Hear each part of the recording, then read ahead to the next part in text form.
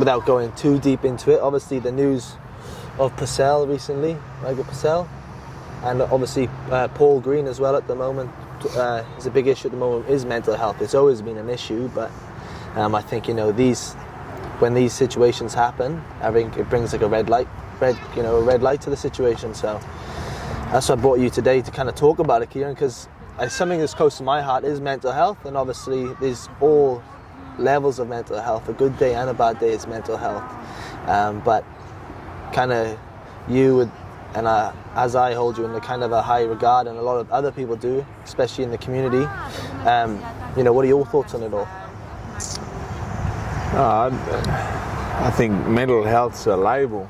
My concern with the mental health label is we need more support, more services, more awareness, without really being able to understand what that actually is. Yeah. And it's not a stagnant thing, or it's a moving thing, right? Yeah. That our emotions and our physical well-being and our connections are forever changing. And so for our people and our old people, we see health as not one physical element, but your emotional and spiritual connection with all things. And the better we understand those elements, the better we can understand ourselves and what makes us strong, and I suppose what can weaken our mindset. We always say to our people, if you get physically strong, what is physically strong? Well, it's individualised. Yeah. Right? That our old people can't be going to the gym doing weights. But physical strength is also the ability to go and connect with the land and go to the beach and surfing, and there's no cost to that. Nah, not at all. That emotional component is not only of feeling sad but feeling happy. Being able to laugh with people and share stories. But be real about your emotions too, that it's okay, you've had a bad day, or we've lost family. We're so quick to move on. We're time constrained for some reason, I don't know. And I think that's the world we live in. It's the industrial world, right? That everything is a machine and everyone's moving through it. So true. So when I think about mental health, I think about resilience and what makes you resilient. And it's not your strength. It's actually the opposite. It's the balance between your vulnerability and your strength. So being able to talk to people, build trust, build relationships, and have a whole heap of them for different days, different times, different meanings, and you have that network. When the network is broken or there is no connection, we are isolated people. In isolation, there's no meaning. When you have no meaning, there's no purpose to live. So true. And so my concern, and Michael has passed away in such a tragic way in a car accident, and I think there's more questions than there are answers. Was it a tragic accident? Was there some deeper disconnect? And that makes me sad. But we don't need to continue to look for answers. Right? We've got to continually build networks of support and meaning in our lives beyond the false sense of who we are in this transient world of social media, books and images of what you should look like and what you should be, and so we're always trying to put ourselves up in this picture or this image. So true. That actually you can't tell the story of the individual, because the picture doesn't say who that person is, their qualities, their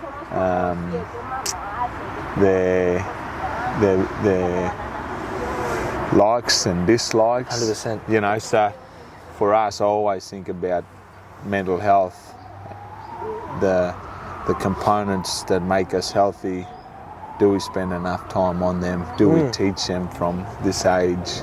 Because so our true. old people did, right? Yeah. And their siblings taught them, and their siblings taught them. So this connection from birth all the way through to them old people passing has always been there. Yeah. So it's disconnected. 100%. It's fragmented, and you know, I think about mental health stuff all the time. You know. Yeah. I've been through my own battles. Yeah. But it was that connection and network that actually got me out of that. Yeah. So true. Right? Strengthening those things and spending time with myself and making some decisions that improved all those elements. Yeah. My physical health, my emotional health, right? My spiritual health. Yeah. You know, going home, I absolutely love it. Right? I'm just, you know. But emotionally being able to connect with my wife, or my grandmother, or my uncles and aunties, and it's a different emotional connection. I think that's It's not a sense of you know, I'm vulnerable. Or cry, or it's none of that. No. It's some of that. Yeah. But there's this other stuff where you talk to your uncles or even your friends. You know, some of my good friends. That I'm able to have those conversations that aren't sad, but they're meaningful. 100%. And they're thoughtful, and you then can have a deep reflection on what you're trying to do and what you're trying to achieve. So mental health is taboo. Yeah. People say, well, I don't know what to do. People say, I don't have the answers. The answers are here. Yeah. It's actually, are we willing to put the effort in? Yes, so true. It's probably my, and don't get me wrong. There's some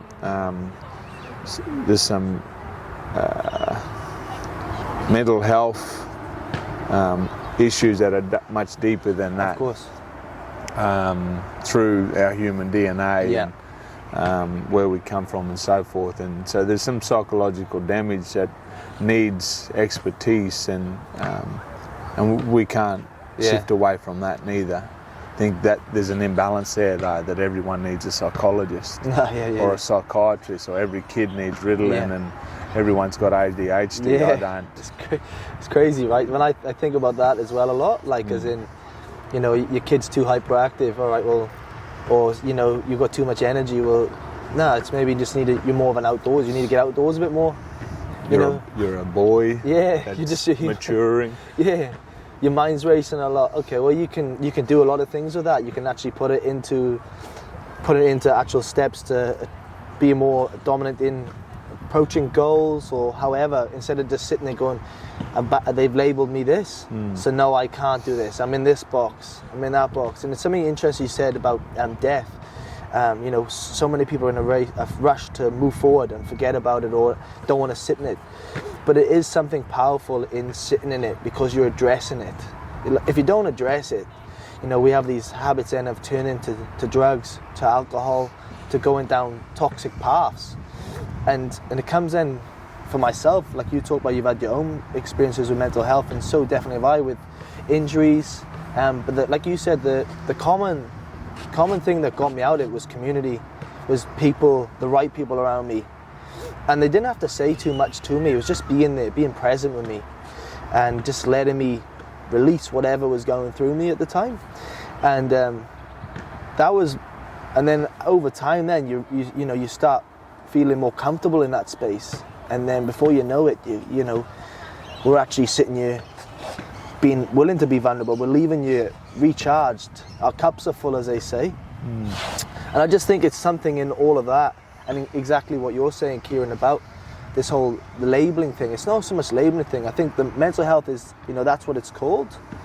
But it's like anything. It's like going to the gym. You've got to, if you want to stay healthy, you go to the gym. If you want to read more, if you want to get more knowledgeable, you go some form of education. But if you switch off from those things, you're going to decrease at some stage. So it's more about just keeping on top of it, for myself personally. Yeah, and I think it's your own awareness of what's happening in your world, and taking the time to understand it, reflecting on it. And it comes down to the choices you make. Now, if you're not thinking about your choices, predominantly you'll make more bad than good. And you know, something that I've been learning, and then I'll continue to learn. Right, I only know what I know from talking to our old people, but it's, you know, it's not being reflective or unreflective. It's actually the degree of reflection, and that conscious component is consumed by time, sometimes pressure, and pressure is also time, influence, people around you. Yeah, very true. You know, so to then say, hang on a second, let's just pause for a second and have a bit more of a think about this and assess and evaluate before we actually just go do this. Impulsively just go into it, As young people, we probably make more impulsive decisions than reflective decisions. And we always, you know, I remember growing up when I was quick to fight, you know. They always say, Keiran, just think before you act. You know, just always think before you act, even since I was a little boy. And only, you know, as you get older, you understand that much better.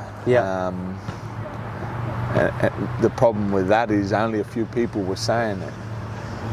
It wasn't a normal thing. You'd only hearing it from one person. Normalise it. Everyone should be saying it. Think, reflect, assess, evaluate, make moral decisions, not right or wrong decisions. You know? So, you know, it's those things that we're trying to, as my grandmother would say, keep up with the Joneses. You know, we've got to look impressive, we've got to do this. And for, you know, very sad time for Greenie and his family. You know, all people would be thinking, you know, they couldn't imagine how everyone's feeling, and that you don't have to. You don't have to imagine how they feel. Just feel how they feel. It's a sad time. For Purce, you know, he had so many friends, so, you know, his family, and from, you know, right across Queensland, but even people, they didn't see Percy as a footballer, they seen him as a talent, an absolute amazing talent that, you know, that was enjoyable to watch. You know, when I think of Purce on a football field, it's no different to our people doing quadri, right? It's an amazing talent, or someone painting a picture that others can't do. So true. He just took that skill onto the football field. So, you know, when we're raising awareness, and, you know, we've lost some other young people in similar situations to Purce. One, you know, comes to mind, Jaden Adams. You know, another friend of ours, Joey, a long time ago. So this stuff is happening every day. Reggie Saunders, is it Reggie as well? Reggie Saunders, brother Reg. And you just think, what was their network? What was their connection? What world were they living in that made them feel so disconnected that they didn't want to be here? And when we can fix that, we'll fix the crisis. Massively. Right? You know, what one of the lads said the other day, 7 men in Australia kill themselves every day. You know, and a big majority of our people are those men. Right? If you're an Aboriginal young person between 5 and 25 or 24, you're more likely to die of suicide than anything else.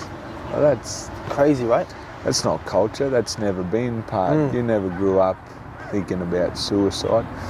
So I always say there's this false sense of the world we're living in, and an imbalance of who we are and who we should be. I said, as I've gotten older, I'm more content with who I am and the things that I need to teach my son, my daughter, my cousins, my friends, that we've got to enjoy each other's time together. Time is precious. We've got to appreciate the little things and understand the little things more. You know, we we walk past the park. Yeah. We don't go into the park. Yeah. Why? Yeah, wow. Something so simple, yeah, why? And you know, those little things, have been going down the park with my family and my kids, and you know, reaching out to my friends, and we're going to the park. Yeah. Play around. Yeah. Yeah. It's interesting you say that, right? Because they talk about now, I think Australia is the 3rd highest country for anxiety. And in saying that, that means, on top of that, one of the loneliest countries too. With all the population, with all the society, and what we've got structural, all the opportunity, it was one of the loneliest countries. With the highest, one of the, like I said, the 3rd highest anxiety. But studies have shown, if you go to the rural areas of other countries, the Africas, the countrysides of Spain, where the community is really tight, the levels of mental health are so low. And so people went out there to try and figure out what it was. But what they realized is the thing that got people by over there is that families, the tribes, the locals get around each other whenever anyone's struggling. They get around each other, they share stories, they support each other.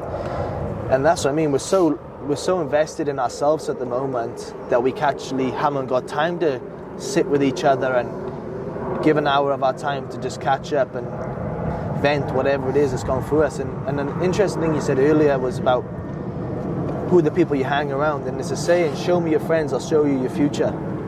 And that's something I'll take to the day that I die, because it's so valuable. Because when I was younger playing rugby, I always wanted to fit in, and you'd fit into the culture of rugby, and you know what it's all about. It's not great at times. It is really good, but it's not great sometimes. And as I got older, I realized, you know, the more comfortable in who I am, the more misunderstood I'm going to be to others. But I'm totally fine with that, because I'm comfortable in who I am. And it's something that I take on my daily, but you know, it's stepping out of that comfort zone makes you more comfortable as well. There's a good saying, and I wouldn't even call it a saying, right? We have so much to learn from our culture and our old people, but everyone has a story, and their story is their own story. And your story is not to seek validation of it, nor anyone judge you for it, because it's your story. 100%. I think the more we share our story and own our story, without validation or judgment, the more comfortable we'll be. And don't get me wrong, your story then has connection and a whole heap of other things, sadness, you know, trauma, and but you know, triumphs as well. I think you know, you've got to see all those things in your story. And the resilience that comes with that. We're so caught up in all the negative and what we don't have, and my story's bigger than your story, and I'm better than you. 100%. No, you're not. Not at all. No, you're not. You only know what you know. You know, that's your skill. That's your knowledge. That's okay. It doesn't make us any better or worse. And you thought, you know, it's even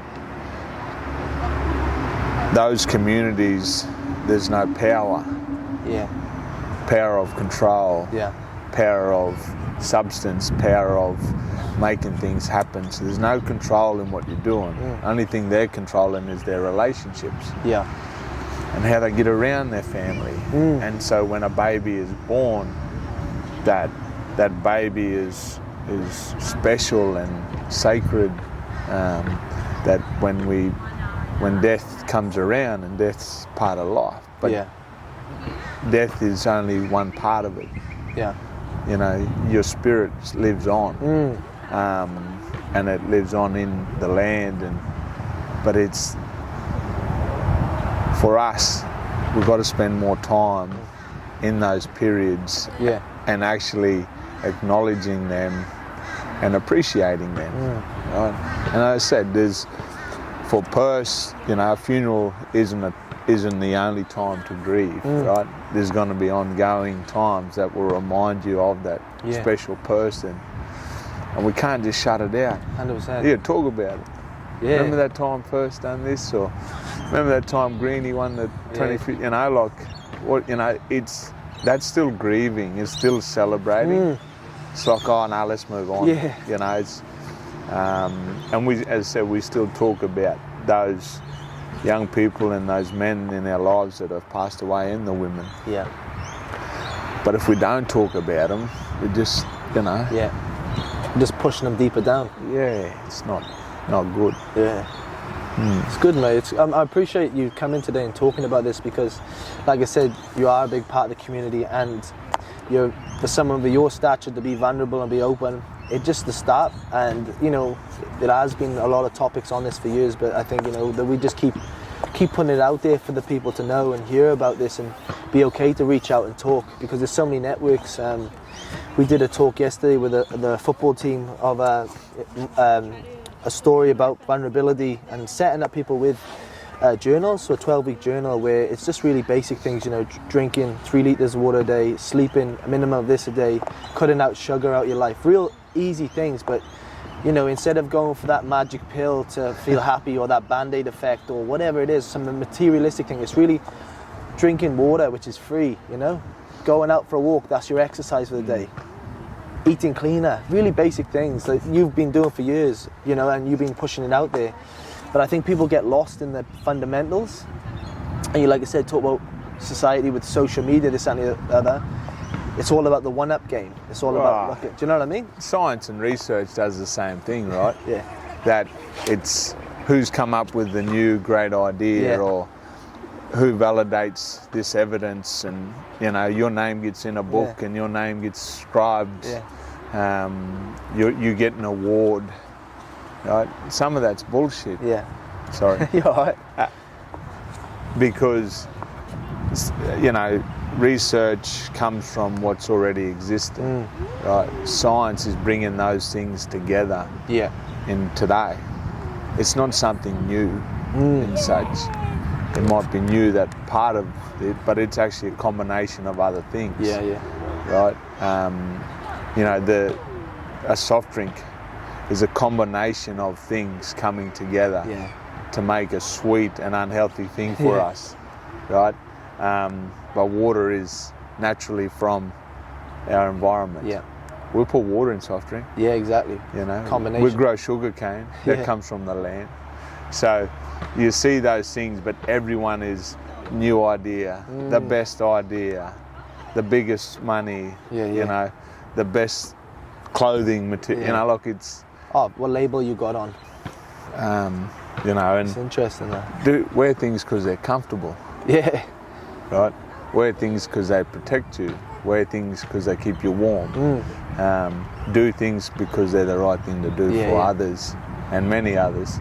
So if we can, as a community, and even with our own families, teach our kids to be competitive, right, but not to compete to put others at a place or at a position. So true. You know, I think we want our kids to have effort, to have empathy, to learn how to, you know, have strong relationships with people. Competing's not one of them, to be the best. If you have a race, it's a competition already. Who wins or who loses, who cares? Yeah. It's actually running against your friends for fun and laughter. And you think of sports people generally, right? They'll always say they were at their peak when they had a happy home. Oh, for sure. Right, or that environment they were in. And don't get me wrong, some of those environments were false sense of environments because everyone had them up. You know, everyone loved them because they were good at something. Yeah. As soon as they hit rock bottom, where was everyone? Not there. Ben Cousins. Yeah. Was the whole AFL community wrapped around Ben Cousins?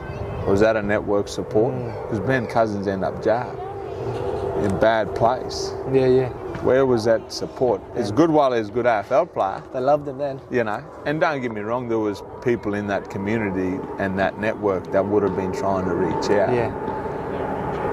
But you've gone from this amazing athlete.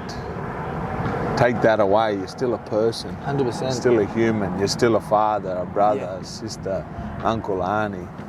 Yeah. Right? So for us, we need to be able to get out of this false sense of this world and see it for what it is, not for what it's not. So true, man. That is, you hit the nail on the head there with all of that. I truly agree with you there. Just the last little message, just because it is a message today for the people out there. What is it? Something where you'd like to leave for everyone to hear?